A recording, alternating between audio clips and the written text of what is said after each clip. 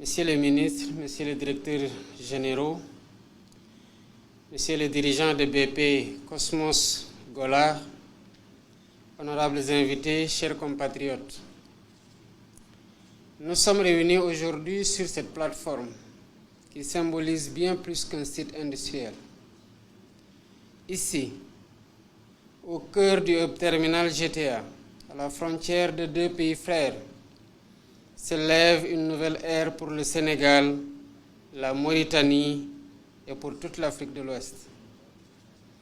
Ce projet est d'abord l'histoire d'une ambition partagée, forgée dans la volonté de maîtriser notre destin énergétique, économique et souverain. En exploitant nos ressources, nous avons choisi de ne pas rester à la périphérie du progrès, mais d'en devenir des acteurs majeurs. Depuis la signature de la décision finale d'investissement en 2018, le chemin parcouru a été long, sinueux, parfois même incertain. Mais chaque difficulté a été une leçon, chaque retard une opportunité d'exiger mieux. Oui, des retards ont eu lieu. Mais la vigilance et la détermination de nos équipes respectives, dans un esprit de partenariat exigeant avec les compagnies impliquées, ont permis de redresser la trajectoire. À toutes ces générations de Sénégalais et de Mauritaniens qui ont rendu ce jour possible, j'exprime mes vives félicitations et la reconnaissance patriotique de toute la nation sénégalaise. Aujourd'hui, grâce à un engagement déterminé des États et des compagnies nationales, la phase 1 du projet GTA est opérationnelle. Depuis le 9 février 2025, l'unité de liquéfaction du gaz naturel officiellement lancée, sa production de gaz naturel liquéfié, avec une capacité annuelle attendue de 2,3 millions de tonnes. Ce projet est aussi l'illustration d'une coopération bilatérale lucide et ambitieuse entre le Sénégal et la Mauritanie. Nous avons choisi ensemble le chemin de la transparence, de la gestion concertée et de l'équité. Le développement conjoint d'un champ transfrontalier de cette envergure est inédit dans notre région et peut-être même dans le monde. Il constitue un modèle de diplomatie énergétique pragmatique au service des peuples. À ce stade, je souhaiterais insister sur une orientation stratégique claire qui ne devra souffrir d'aucune entrave. La priorité absolue accordée à l'approvisionnement des marchés nationaux en gaz.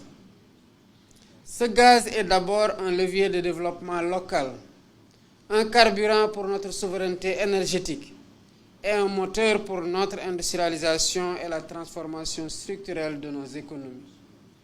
Sous ce rapport, le Sénégal a posé des jalons importants pour livrer une partie de ce gaz sorti des entrailles de nos côtes au marché local. Ainsi, le contrat de construction du segment nord du réseau gazier sénégalais a été signé. Ce réseau permettra d'acheminer le gaz GTA vers la centrale de Gandon, future centrale énergétique pivot de l'électrification nord de notre pays. En même temps, capitalisant sur les infrastructures de gazification au large de Dakar, l'État attend des contractants ici présents le respect inconditionnel de l'obligation de fourniture des besoins domestiques en gaz via les ressources extraites de GTA. Je rappelle que ces ressources naturelles appartiennent conjointement aux peuples frères sénégalais et mauritaniens. Dès lors, il est évident qu'une partie de la production de gaz naturel liquéfié de la phase 1 de GTA, de l'ordre de 20 à 25%, sera destinée à approvisionner le marché domestique, à soutenir une baisse structurelle progressive, maîtrisée et durable des prix de l'énergie dans notre pays. Monsieur le directeur général de BP, Demain, les phases futures de ce projet, j'ai cité d'abord la phase 1+, ensuite la phase 2. Donc les phases futures de ce projet, c'est un impact encore plus grand qui est attendu. Il est ici question d'œuvrer pour la réalisation d'un effet de ruissellement inédit qui soutiendra la transformation industrielle nécessaire à la création massive d'emplois, la révolution dans l'agriculture, socle de l'atteinte de la souveraineté alimentaire, le développement des systèmes sanitaires et scolaires robustes, etc.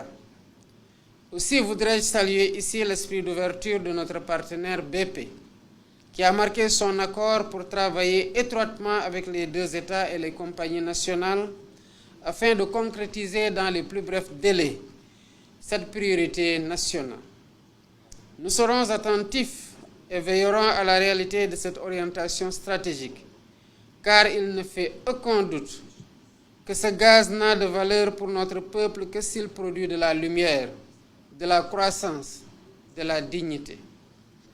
Mesdames, Messieurs, la valeur de toute exploitation des ressources gazières s'appréhende à travers le contenu local qui est un indicateur pertinent d'un développement inclusif.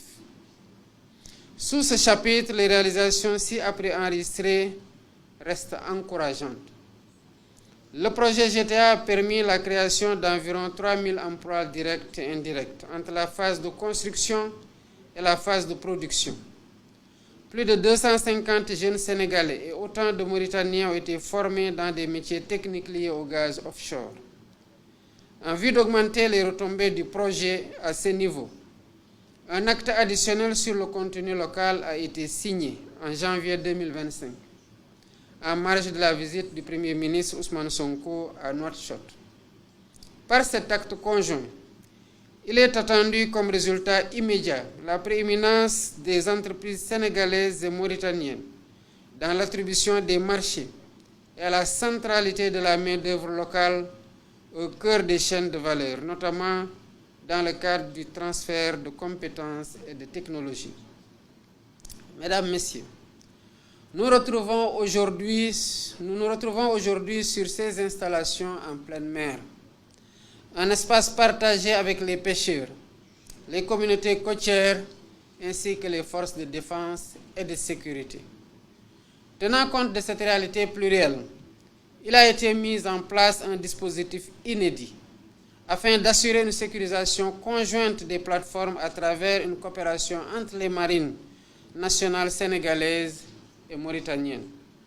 De plus, un cadre de concertation a été mis sur pied pour maintenir le dialogue permanent avec les communautés locales et garantir ainsi une exploitation apaisée des ressources gazières. Monsieur le Président de la République sœur de Mauritanie, Messieurs les ministres, Messieurs les dirigeants de BP, Cosmos et Golar, Mesdames, Messieurs, ce que nous vivons aujourd'hui avec GTA n'est qu'un début. Le potentiel gazier au Sénégal est immense. D'autres projets se profilent, comme Yakar Teranga, qui devra lui aussi respecter les mêmes principes. Priorité au gaz domestique, développement inclusif, exigences environnementales. L'enjeu de notre génération est de réussir la transition entre les ressources naturelles et la prospérité partagée. En visitant cette plateforme aujourd'hui, je ne vois pas seulement des infrastructures techniques. Je vois un acte de souveraineté. Je vois un pont vers un avenir meilleur. Je vois le courage de deux nations qui ont décidé de maîtriser leur destin.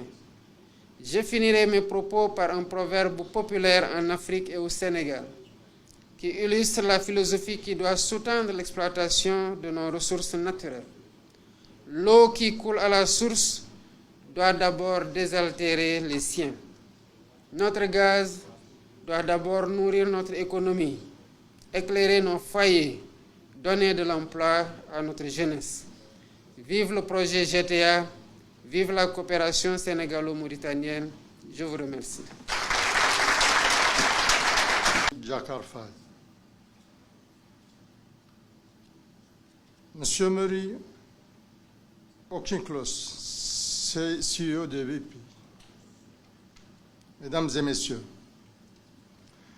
permettez-moi tout d'abord de vous souhaiter la bienvenue à cette cérémonie qui marque une étape majeure dans le partenariat entre nos deux États et nos partenaires BP et Cosmos. C'est avec une profonde satisfaction que nous célébrons aujourd'hui la réalisation de la première phase du projet Grand Tortue Ahmeyim GTA qui place désormais nos deux pays, le Sénégal et la Mauritanie, sur la carte des producteurs et exportateurs de gaz naturel liquéfié. Ce succès dépasse largement une simple prouesse technique ou économique.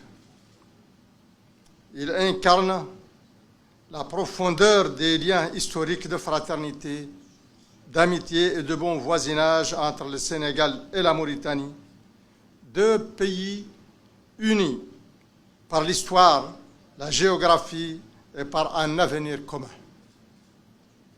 Le projet GTA, implanté dans des eaux ultra profondes, à nos frontières communes, illustre de manière éclatante ce que deux nations africaines peuvent réaliser en unissant leurs forces, en mettant en commun leur expertise et en poursuivant une ambition partagée. Il constitue également une démonstration concrète du formidable potentiel que peut générer une coopération sincère, équilibrée et fondée sur la confiance mutuelle. Je tiens à adresser ici mes remerciements les plus chaleureux à l'ensemble de nos partenaires BP et Cosmos pour leur précieuse collaboration et leur leadership tout au long de cette première phase. Leur engagement a été déterminant. Je voudrais également saluer le travail remarquable accompli par les équipes de nos deux pays, qu'il s'agisse des ministères, des sociétés nationales ou plus largement des unités mixtes qui ont su faire preuve de rigueur, de persévérance et d'esprit de coopération exemplaire. Grâce à eux, cette vision est aujourd'hui une réalité. Je me réjouis tout particulièrement de constater que l'installation est non seulement opérationnelle, mais également dotée de jeunes compétences sénégalaises et mauritaniennes. Cela démontre l'importance que nous accordons au contenu local et au développement de nos ressources humaines. Cette première phase constitue la pierre angulaire d'une profonde transformation énergétique à laquelle le Sénégal et la Mauritanie aspirent ensemble. Elle ouvre la voie à l'accélération de la monétisation de nos ressources naturelles et à l'utilisation du gaz dans nos économies pour répondre aux besoins énergétiques des populations et de nos industries. En conclusion, je souhaite que cette collaboration exemplaire entre la Mauritanie et le Sénégal continue de rayonner et inspire d'autres initiatives au service de nos peuples et de notre continent. Je vous remercie.